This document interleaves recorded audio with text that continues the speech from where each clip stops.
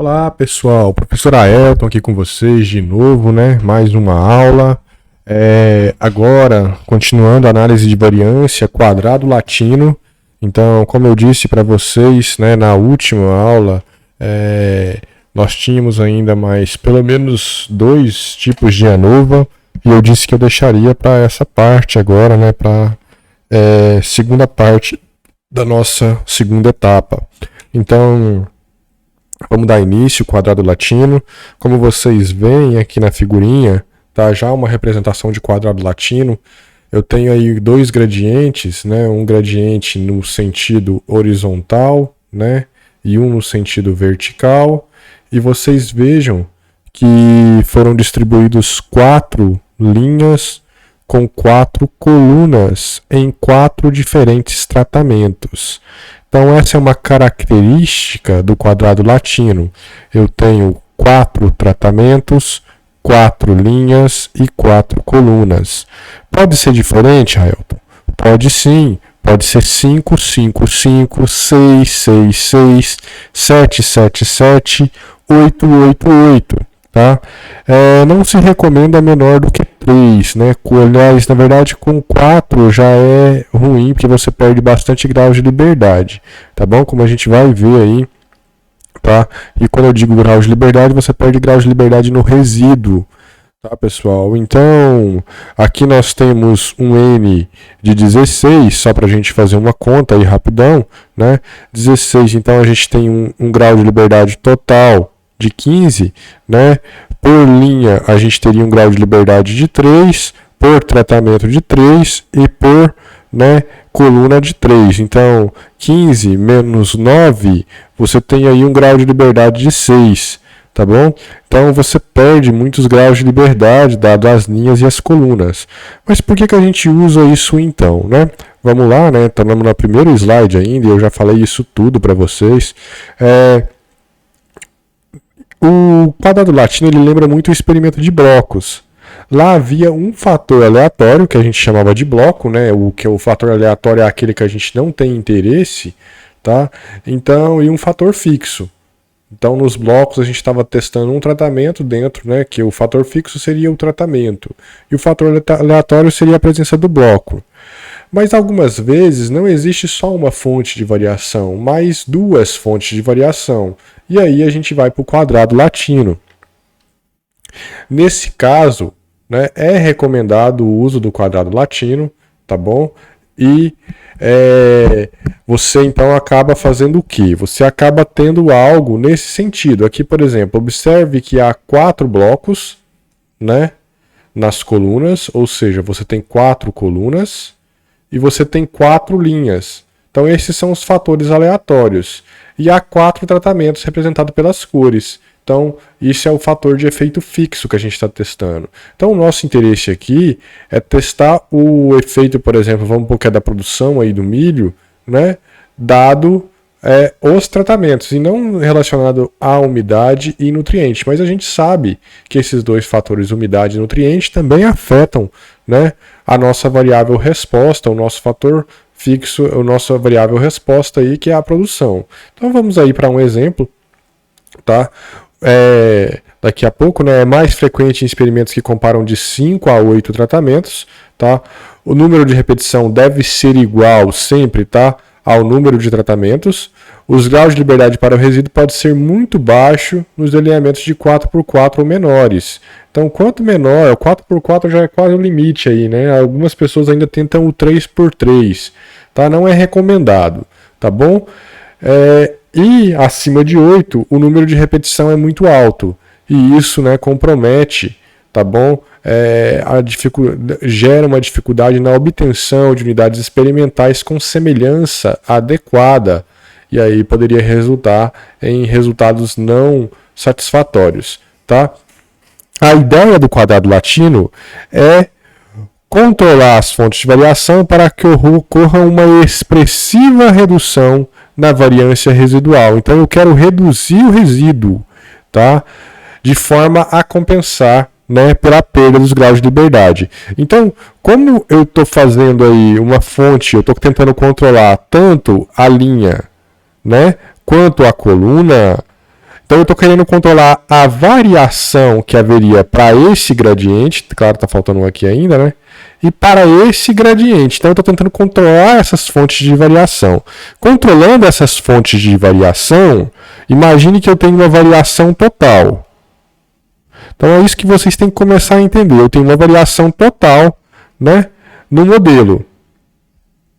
Se eu controlo a variação nas linhas e nas colunas, eu reduzo a variação não explicada. O que é essa variação não explicada? O resíduo. Tá bom? Então, a variação residual. Então, o objetivo aqui é reduzir bastante essa variação residual, a variância residual, né, de forma que compense a perda de graus de liberdade, porque eu vou perder os graus de liberdade de linhas e os graus de liberdade de colunas. Tá bom, pessoal? Então, as hipóteses nulas são as mesmas, né, para todas as ANOVAs, e a igualdade das medidas da variável dependente em todas as linhas e colunas e também entre os tratamentos. Então, eu tenho 3 hipóteses nulas, as médias das variáveis dependentes são iguais para todas as linhas, a média para a variável dependente são iguais para todas as colunas, e a média das variáveis dependentes são iguais para todos os tratamentos. Isso lembra muito, né, se você depois pensar aí, quando a gente estava trabalhando numa ANOVA fatorial, a gente estava trabalhando em 2x2. Aqui é como se fosse uma ANOVA 3x3, né, de 3 fatores, mas sem como é que é o nome? Sem a interação, tá bom? Então, basicamente é a mesma coisa, só que sem interação. E aí, da mesma forma, a gente calcula, né, a mesma forma. Então, o zootecnista quer investigar se a produção de 4 variedades de milho é diferente, considerando um gradiente de umidade e nutrientes decorrente da área experimental, tá? O design é um quadrado latino de 4x4. Então, nós temos aí a produção, né, representada aqui na primeira linha, na primeira, segunda linha, terceira linha, quarta linha, primeira, segunda, terceira e quarta, e a produção aí de cada uma das variedades. Olha só, você consegue agora calcular uma média para cada coluna, uma média para cada linha, né? Então nós temos aí coluna 1, né? Nós temos aqui a média da linha 2, a média da linha 3 e a média da linha 4. Nós temos também a média da coluna 2, nós temos a média, né, da coluna 3 e a média da coluna 4. Tá, o que mais que a gente tem média? A gente tem a média das variedades, né? Então a gente tem a média dessa variedade em amarelo, da marrom aqui, ó. E nós temos a média da variedade azul aí e da variedade verde, tá bom? Estou chamando aqui por cores, tá, pessoal? Só para ficar mais fácil da gente, o nosso entendimento aí. Então, basicamente, seria isso. Então, se a gente fizer o cálculo aí das médias, você vai ter exatamente essa tabela. E agora, né? Interessantemente que se você fizer a média aqui também, ó, tá? Só para você saber, se você fizer a média dessas 4 médias aqui, você vai achar exatamente esse valor aqui também, tá bom? Então você tem a média geral aí, né? E a média de tudo. Bem, com isso, agora você já deve estar se ligando, né? Depois de tanto fazer a ANOVA, como calcular, né? Então você consegue calcular a soma dos quadrados total, a soma dos quadrados, tá? Para as linhas, a soma dos quadrados para as colunas e a soma dos quadrados para os tratamentos, né? Então aqui é total, aqui tratamento, e aí com isso tudo você consegue calcular também a soma dos quadrados residual, né? Sem o acento, claro, né? Residual. Então, e aí? Como é que a gente faz? A total você já sabe, né? A total nada mais é do que cada um dos x e j, né? Então você vai pegar cada um desses valores aqui, vai subtrair pela média, ó, 150 menos a média geral, 125 menos a média geral, 105 menos a média geral, né? 205 menos a média geral, 108 menos a média geral, 200 menos a média geral, 105, 122, 145, sempre levando ao quadrado, somando a gente vai encontrar esse valor aqui. Então nós temos aí a soma dos quadrados totais calculada. Beleza? Bem simples, bem tranquilo, essa vocês já sabiam, tá? E aí, agora a gente pode fazer para as linhas. Olha para cá, você tem as médias das linhas, que representam um gradiente. Então você coloca aí, né, Por que 4 vezes? Porque essa média representa 4 vezes. Na prova eu coloquei aquela pegadinha para vocês, né? Que tinha um que só tinha 3, né? Uma réplica de 3, uma média que representava 3. E nesse caso eu multiplicaria por 3. Cuidado, no quadrado latino, se você perder qualquer uma das amostras, se você perder essa amostra aqui, você perdeu essa linha e essa coluna. Tá bom? Então você vai ter aí um impacto muito grande nos seus graus de liberdade, tá? Você cairia de 15 graus de liberdade no total para um experimento de 9 por 9, de 3 por 3, que dá 9, então você cairia para 8 graus de liberdade total. Você perdeu 6 graus de liberdade, tá bom? Só por perder uma amostra. Então tem essa desvantagem do quadrado latino, tá? Assim como lá nos blocos. Então, nós temos aí, né, o cálculo 143 menos a média geral vezes 4, porque esse 143 aqui representa 4 valores, 137,25, que é a média dessa linha, menos esse valor vezes 4, e 133 menos o 140,0625 elevado ao quadrado, somando aí, nós encontramos, né, o valor da soma dos quadrados das linhas. E agora? Agora a gente calcula para colunas, tá? Vamos adiante, vamos calcular para colunas. Da mesma forma, né? 142 menos esse valor, que é a média geral, né? Esse aqui é a média das colunas, só que essa média representa 4 valores, por isso vezes 4. 4 vezes esse valor menos, né, a média geral. 4 vezes esse valor aqui que representa a terceira coluna menos a média geral, e o último 137,25 menos a média geral vezes 4, sempre vezes 4, porque representa 4 valores. Então nós temos aí, né, nesse caso é um quadrado latino de 4 por 4, por isso que a gente multiplica sempre por 4, né, porque cada uma das amostras, tanto colunas quanto linhas, quanto, né, entre os tratamentos, você tem aí um N de 4, uma repetição de 4 vezes. Então nós temos aí, tá, 4 valores. É importante notar no quadrado latino, que eu tinha esquecido de falar para vocês, que você não pode ter, tá, repetição do mesmo tratamento nas mesmas linhas ou nas mesmas colunas, tá? Observe, você não pode ter, por exemplo, a variedade marrom ocorrendo na coluna 1 mais de uma vez, tá? Quem joga Sudoku, né, aquele joguinho que você tem que colocar de 1 a 9, né, nos quadradinhos de 9 por 9, sabe o que eu estou dizendo. Você não pode repetir o mesmo tratamento na mesma linha ou na mesma coluna, em nenhuma das linhas, em nenhuma das colunas, tá bom? Isso é uma regra do quadrado latino. Uma vez que você quer tirar a variação de colunas e linhas, elas têm que ser representadas os tratamentos de igual maneira e distribuídos de forma aleatória, né? De forma aleatória, mas não totalmente aleatório, porque aleatório poderia ter ocorrência de repetições, mas sem a repetição em linhas e colunas. Então, tá, é uma dificuldade para alguns fazer essa distribuição, tá bom? Mas existe uma manhãzinha para fazer isso. Olha só, em 4 por 4 eu tenho o tratamento A, B, C, D.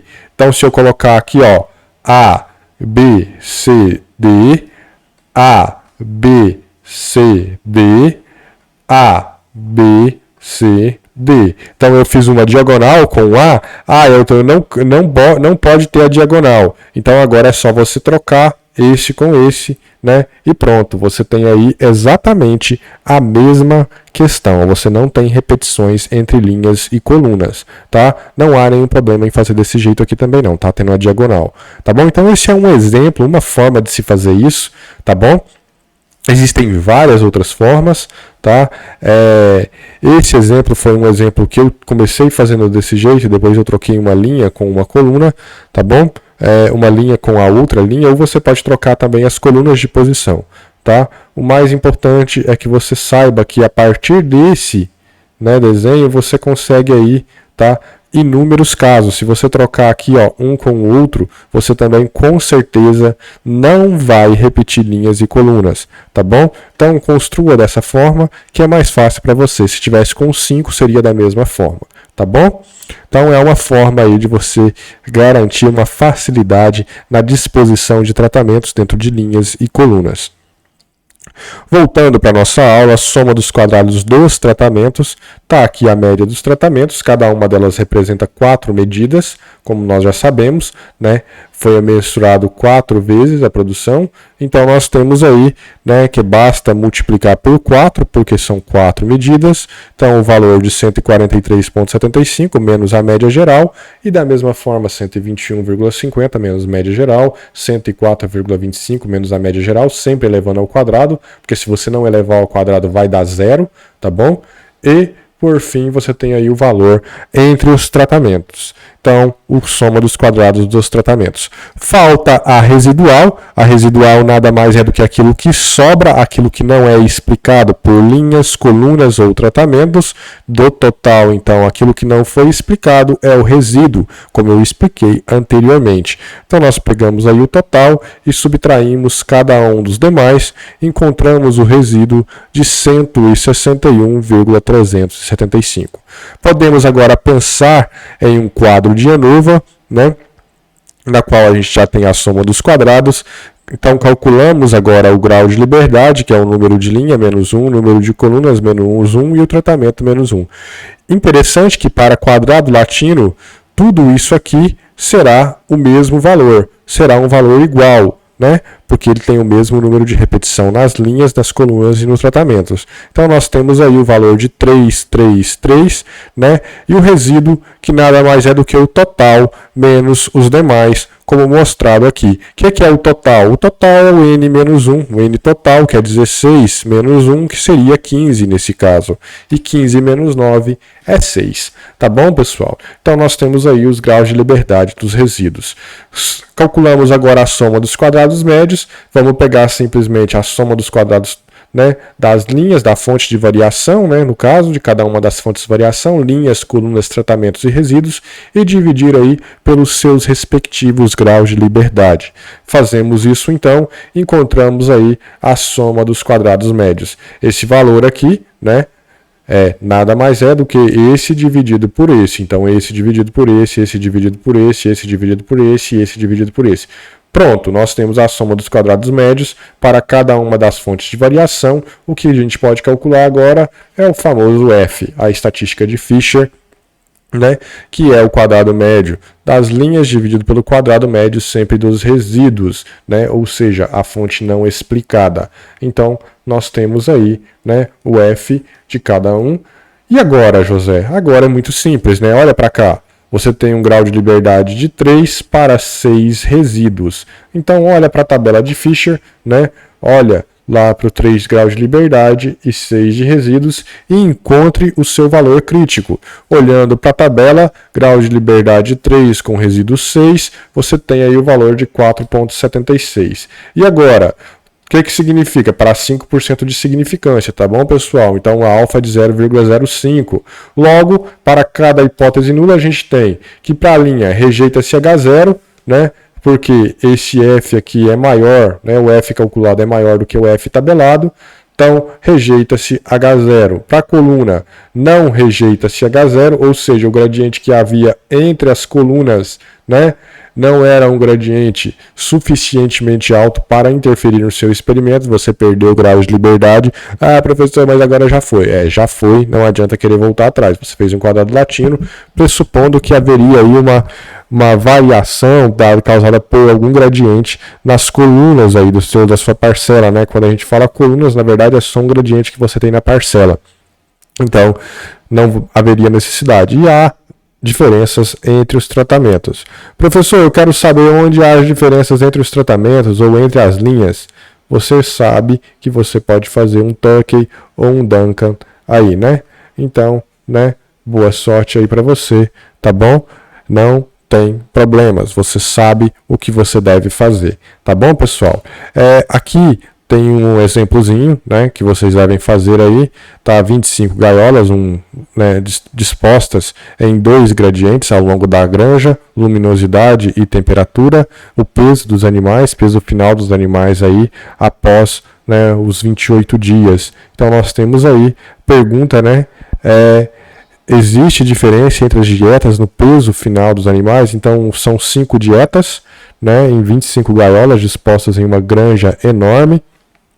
tá bom? E aí você tem aí o peso dos animais.